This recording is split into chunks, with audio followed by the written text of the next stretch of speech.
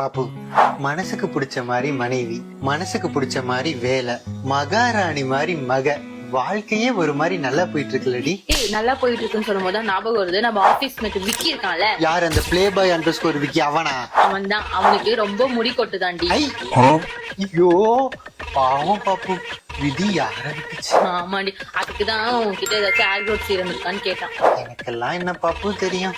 சரி வீடு, நானே பாத்துக்கிறேன். ஏய், என்கிட்ட ஒரு சூப்பர் ஹேர் க்ரோத் சீரம் இருக்கு.